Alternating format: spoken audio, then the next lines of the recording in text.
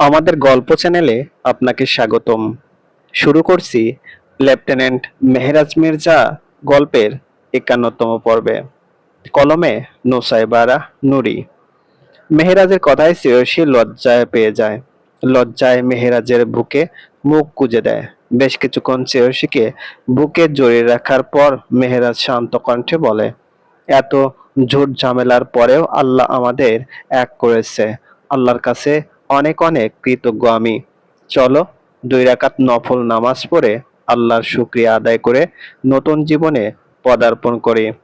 মেহেরাজের নিজেকে কেমন পাগল পাগল লাগছে, কণ্ঠটাও কেমন নেশালো হয়ে উঠেছে শ্রেয়সীকে বুকে জড়িয়ে নিয়ে। তবে মেহেরাজ নিজেকে কন্ট্রোল করতে পারে। শ্রেয়সীর সাথে কোনো তাড়াহুড়ো করতে চায় না। শ্রেয়সী নিজ থেকে যেদিন তার অধিকার আদায়ের সুযোগ দিবে মেহেরাজ সেদিনই নিজের অধিকার বুঝে নিবে। তাই সর্বপ্রথম নামাজটা আদায় করে নিবে এখন। মেহেরাজের কথায় বেশ খুশি হয় শ্রেয়সী। মেহেরাজ শ্রেয়সীকে ছেড়ে দিয়ে ওয়াশরুমের দিকে যায়। শ্রেয়সীও পিছন পিছন যায়। দুজনে অজু করে এসে জায়নামাজ বিছিয়ে বসে পড়ে নামাজে। মেহেরাজের থেকে ৩ আঙ্গুল পিছিয়ে বসে শ্রেয়সী। তারপর দুজনে নামাজ পড়ে নেয়।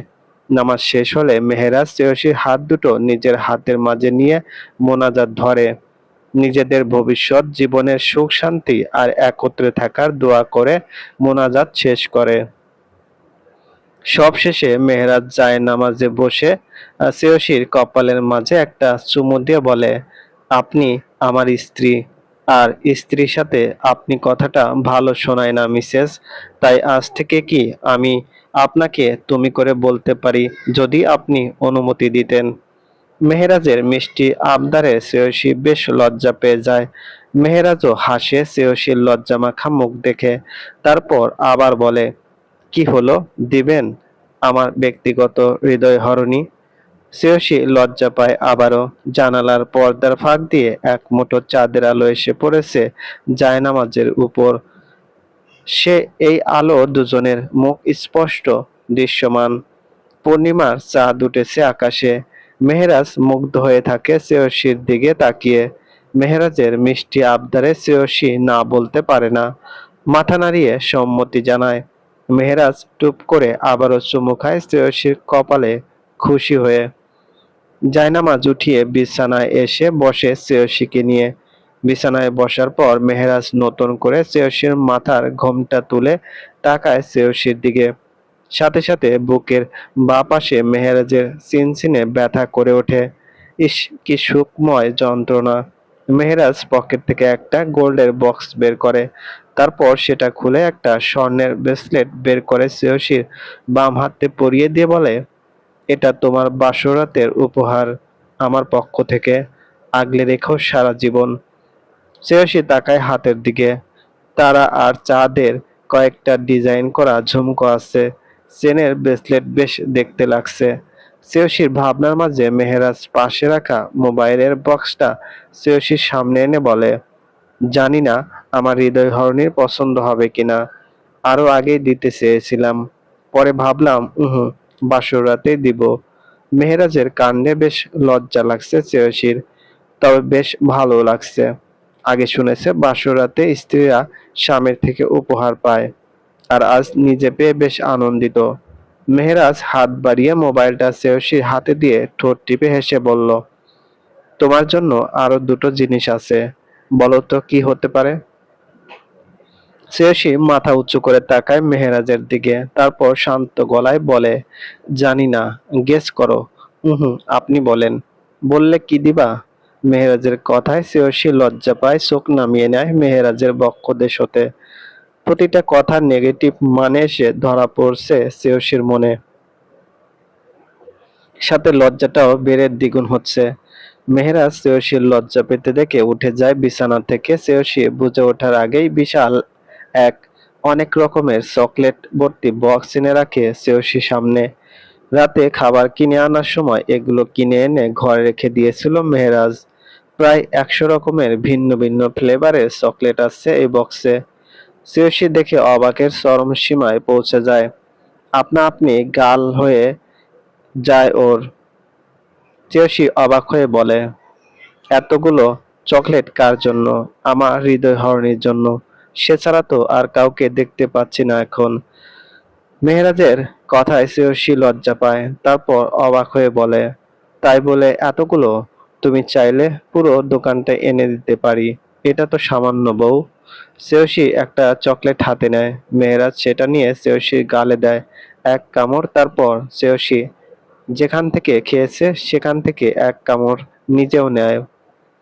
শ্রেয়সী মেহেরাজের এমন কাজে হতভম্ব, সাথে লজ্জা পায়। আজ এই লোকটা বোধহয় তাকে লজ্জা দিতে দিতে মেরে ফেলবে। শ্রেয়সী আর বসে থাকতে পারে না, লজ্জায় আকৃষ্ট হয়ে তার চকলেট বক্সটা নিয়ে বিছানা থেকে উঠে দাঁড়ায়। তখনই মেহেরাজ ভ্রু কুঁচকে বলে ওঠে, কোথায় যাচ্ছ? মেহেরাজের কণ্ঠে কেঁপে ওঠে। শ্রেয়সী কাঁপা কাঁপা লজ্জা মিশ্রিত কণ্ঠে বলে, এগুলো রেখে আসতে। ঘরের এক কোণে থাকা ড্রেসিং টেবিলের দিকে পা বাড়াতে নিয়েছিল শ্রেয়সী। চকলেট দিয়ে ঠাসা বিশাল বক্সটা দুহাতে আঁকড়ে ধরেও নিজেকে সামলানোর চেষ্টা করছে। কিন্তু মেহেরাজ কি আর অত সহজে ছাড়ার পাত্র? ঘরের পরিবেশটা ভারী হয়ে উঠেছে এক অদ্ভুত ভালোবাসার সৌরভে।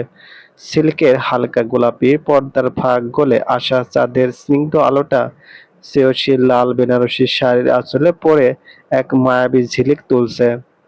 ঘরের প্রতিটি কোণ যেন আজ ওদের এই মিষ্টি রসায়নের নীরব সাক্ষী। মেহেরাজ বিছানা থেকে ধীর পায়ে উঠে দাঁড়ায়। সেনাবাহিনীর সুগঠিত দীর্ঘদেহী মেহেরাজ যখন ধীর পায়ে এগিয়ে আসে, শ্রেয়সীর বুকের ভেতর ধড়ফড়ানি কয়েক গুণ বেড়ে যায়।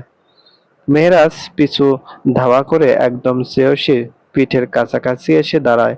শ্রেয়সী তার গায়ের মৃদু চন্দনের সুবাস আর পারফিউমের তীব্র গন্ধ টের পায়। মেহেরাজ পেছন থেকে আলতো করে শ্রেয়সীর শাড়ির আঁচলটা টেনে ধরে এক হাত দিয়ে।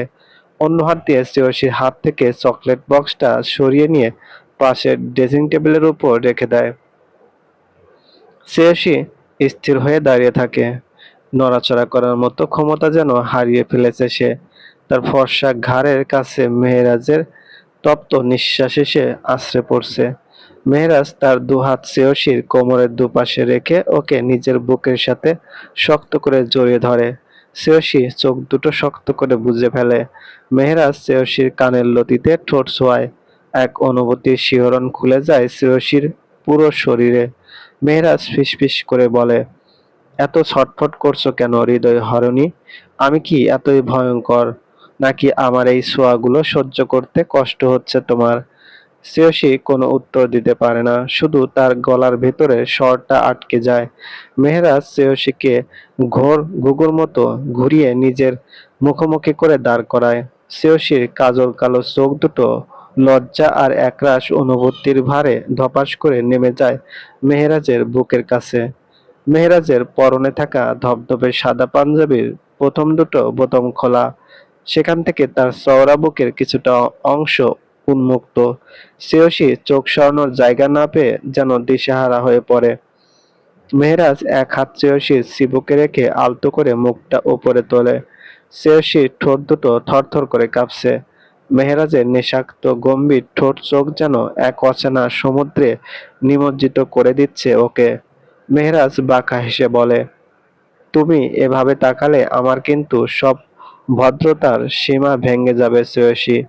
আমার ভেতরে এই অবাধ্য সেনাপতিকে সামলানো তোমার দায়িত্ব ছিল, কিন্তু তুমি তো নিজেই আগুন বাড়িয়ে দিচ্ছ।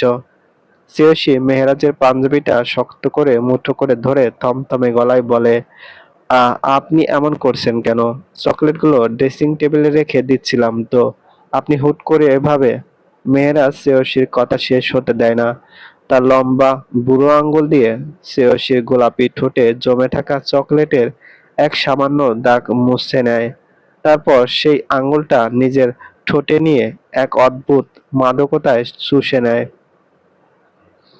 শ্রেয়সীর চোখ দুটো গোল গোল হয়ে যায়। লজ্জায় মাথা কাটা যাওয়ার অবস্থা ওর। লোকটা সত্যি সত্যি আজ অসভ্যতার চরম সীমায় পৌঁছাবে মনে হচ্ছে। মেহেরাজ ওর অবস্থা দেখে মৃদু হেসেই একটানে শ্রেয়সীকে কোলে তুলে নেয়। হঠাৎ শূন্যে ভেসে ওঠায় শ্রেয়সী ভয়ে আঁতকে ওঠে, মেহেরাজের গলা শক্ত করে জড়িয়ে ধরে। মেহেরাজ গম্ভীর ও নেশালো কণ্ঠে বলে, পড়ে যাওয়ার এত ভয় কেন বউ? এই মেহেরাজ মির্জা যতদিন বেঁচে আছে ততদিন তোমাকে কখনো মাটিতে পড়তে দিবে না। মেহেরাজ ধীর পায়ে হেঁটে আবার বিছানার দিকে এগোয়। পুষ্পসজ্জিত বিশালাকার খাটটায় শ্রেয়সীকে খুব সাবধানে বসিয়ে দেয় সে। শ্রেয়সীর মাথায় থাকা টিকলি আর ওড়না শাড়ির ভাঁজে একটু এলোমেলো হয়ে গেছে। মেহেরাজ অতি যত্ন সহকারে শ্রেয়সীর চুলগুলো সরিয়ে পিঠের দিকে ফেলে দেয়। শ্রেয়সী একদৃষ্টিতে তাকিয়ে দেখে তার পুরুষটির এই রূপ। যে মেহেরাজ মির্জা কমান্ডো হিসেবে যুদ্ধক্ষেত্রে শত্রুদের কাছে এক আতঙ্কের নাম, সেই কঠিন মানুষটি আজ তার সামনে কতটা কোমল, কতটা ব্যাকুল। ভালোবাসার শক্তি কি সত্যি এতটা? সে মনে মনে অতীতে ফিরে যায়। এই লোকটির সাথে প্রথম দেখা হওয়া থেকে শুরু করে আজকের বাসর রাত পর্যন্ত কত ঝড়-ঝাপটা বয়ে গেছে ওদের জীবনে। পারিবারিক শত্রুতা, ভুল বোঝাবুঝি, মেহেরাজের বিডিআর মিউটিনের ডিউটি আর শ্রেয়সীর অপহৃত হওয়ার নাটক, সব মিলিয়ে যেন একটা পুরো ট্র্যাজেডি সিনেমা পার করে আজ তারা এক ছাদের নিচে, একই বিছানায়। মহান আল্লাহর প্রতি কৃতজ্ঞতায় শ্রেয়সীর চোখ দুটো ছলছল করে ওঠে। মেহেরাজ শ্রেয়সীর চোখের কোণায় জমে থাকা অশ্রুবিন্দু দেখে ঘাবড়ে যায়। চট করে শ্রেয়সীর হাঁটুর উপর বসে পড়ে সে। শ্রেয়সী দুহাত নিজের শক্ত হাতের তালুতে নিয়ে কাতর গলায় বলে, কি হলো হৃদয় হরণী? চোখে জল কেন? আমি কি কোনো ভুল করে ফেলেছি? তোমাকে কি বেশি কষ্ট দিয়ে ফেললাম? সরি। বিশ্বাস করো, আমি কোনো তাড়াহুড়ো করব না। তুমি যতক্ষণ না মানসিকভাবে তৈরি হবে, আমি শুধু তোমাকে এভাবে আগলে রাখবো, ব্যাস। কাঁদবে না প্লিজ। তোমার চোখে জল দেখলে আমার বুকটা সত্যি ভেঙে যায়। শ্রেয়সী মেহেরাজের এত আকুলতা দেখে নিজের অজান্তে হেসে ফেলে। মিষ্টি এক টুকরো হাসি ফুটে ওঠে তার ঠোঁটের কোণে। চোখের জল মুছে ফেলে মেহেরাজের গালে নিজের একটা হাত আলতো করে রাখে শ্রেয়সী। না মেহেরাজ, আপনি কোনো ভুল করেননি। এটা কষ্টের জল নয়। এটা এত বড় একটা সুখের পাওনা পাওয়ার পর আল্লাহর প্রতি কৃতজ্ঞতার জল। আমরা যে আজ সত্যি এক হতে পেরেছি তা এখনো আমার কাছে একটা স্বপ্নের মতো মনে হয়। মেহেরাজ শ্রেয়সীর মুখের এই স্নিগ্ধ হাসি দেখে এক মুহূর্তের জন্য স্তব্ধ হয়ে যায়। তারপর শ্রেয়সীর সে হাতটায় নিজের ঠোঁট ছোঁয়ায়। গভীর অনুরাগে বেশ কিছুক্ষণ চুমু খেয়ে বলে, এটা স্বপ্ন নয় হৃদয় হরণী, এটা বাস্তবতা। মেহেরাজ মির্জার জীবনে শ্রেয়সী একমাত্র ধ্রুবতারা, আর এই ধ্রুবতারাকে আগলে রাখার দায়িত্ব আমার সারা জীবনের। মেহেরাজ আবার বিছানায় শ্রেয়সীর একদম ঘেঁষে বসে। শ্রেয়সী হালকা কেঁপে ওঠে আবার। তবে এবার আর কোনো ভয় বা দ্বিধা নেই, শুধু আছে এক চরম আকুলতা আর লজ্জা। মেহেরাজ তখন রহস্যময় এক হাসি দিয়ে তার পকেটে হাত দেয় আবার। ও, আসল জিনিসটাই তো এখনো বাকি মিসেস মির্জা। শ্রেয়সীর দিকে তাকায় মেহেরাজ। আবার কি?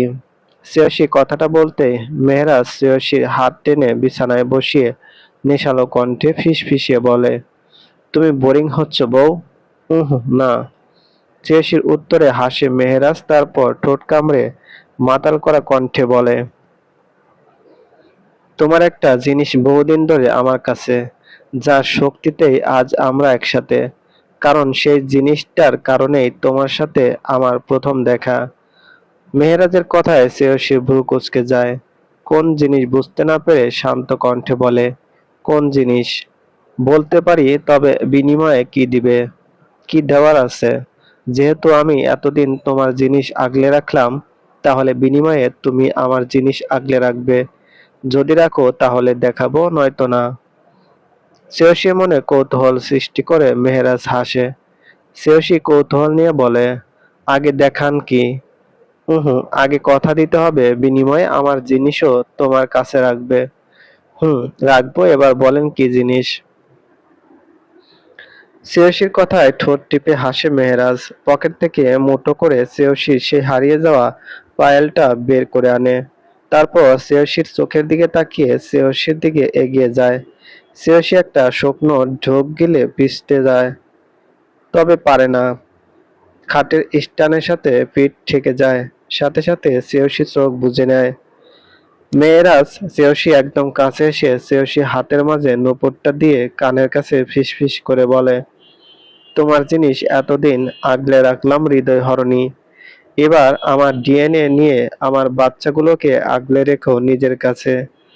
তোমার পায়েলটার শক্তিতে যেমন আমরা এক হয়েছি, তেমন আমার ফুল ফ্রেশ ডিএনএ এর শক্তিতে আমাদের একটা ফুটবল টিম তৈরি হবে বউ। মেহেরাজের কথায় কেঁপে ওঠে শ্রেয়সী, সাথে লজ্জায় গুটিয়ে যায়। মেহেরাজ শ্রেয়সীর থেকে সরে এসে আগের জায়গায় বসে পড়ে। নিজের ঠোঁট কামড়ে ধরে নেশালো চোখে তাকিয়ে থাকে তার হৃদয় হরণীর পানে। বেশ কিছুক্ষণ পর শ্রেয়সী পিটপিট করে চোখ মেলে হাতের দিকে তাকাতেই চমকে যায়। তার কলেজে হারিয়ে যাওয়া তার বাবার দেওয়া সেই নূপুরটা। সেদিনই প্রথমবার মেহেরাজের সাথে তার দেখা হয়েছিল। এমনকি সেদিন প্রথম দেখাতেই শ্রেয়সী মেহেরাজের প্রেমে পড়েছিল। তাহলে মেহেরাজ এতদিন তার নূপুরটা নিজের কাছে রেখেছিল, সেদিন দেয়নি কেন? শ্রেয়সী লজ্জা ভুলে একরাশ স্নিগ্ধ খুশির মিশ্রিত অনুভূতি নিয়ে অবাক হয়ে মেহেরাজের দিকে তাকিয়ে বলে, আপনি কোথায় পেলেন এটা? যেখানে সর্বপ্রথম আমার হৃদয়হরণী এটা হারিয়ে ফেলে আমার হৃদয় হরণ করেছিল। মেহেরাজের নেশালো কণ্ঠস্বরে কেঁপে ওঠে শ্রেয়সী।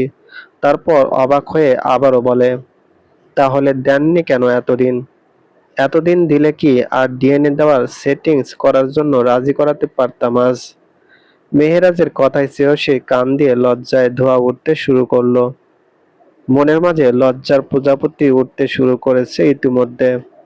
শ্রেয়সী লজ্জারাঙা কণ্ঠে মাথা নিচু করে মিনমিনিয়ে বলে, চুপ করুন অসভ্য লোক। শ্রেয়সীর কথায় মেহেরাজ ঠোঁট কামড়ে হেসে শ্রেয়সী কানের কাছে মুখ এগিয়ে নিয়ে গিয়ে ফিসফিসিয়ে ধীরে ধীরে বলে, আমি অসভ্য হলে সামলাতে পারবে তো আমাকে লিটল বার্ড? দেখিয়ে দেই কতটা অসভ্য হতে পারে এই মেহেরাজ তার হৃদয় হরণীর কাছে। শ্রেয়সীর লজ্জায় শ্বাসরোধ হয়ে আসে, সাথে মেহেরাজের শীতল হুমকিতে অজানা এক ভয়ে কেঁপে ওঠে শ্রেয়সীর নারীসত্তা। গলা শুকিয়ে আসে শ্রেয়সীর। ঘরের ফ্যানের বাতাসও যেন তার কাছে গরম লাগছে হুট করে। কান দিয়ে ধোঁয়া উঠতে থাকে লজ্জায়। চলবে। গল্পটি ভালো লাগলে অবশ্যই লাইক করবেন, কমেন্ট করে জানিয়ে দিবেন। চ্যানেলে যদি নতুন হয়ে থাকেন অবশ্যই সাবস্ক্রাইব করে পাশে থাকা বেল আইকনটি প্রেস করে রাখুন, যাতে নতুন নতুন ভিডিও আপলোড করার সাথে সাথে আপনার নোটিফিকেশনে চলে যায়। অলরেডি যারা সাবস্ক্রাইব করে গেছেন তাদেরকে অসংখ্য ধন্যবাদ।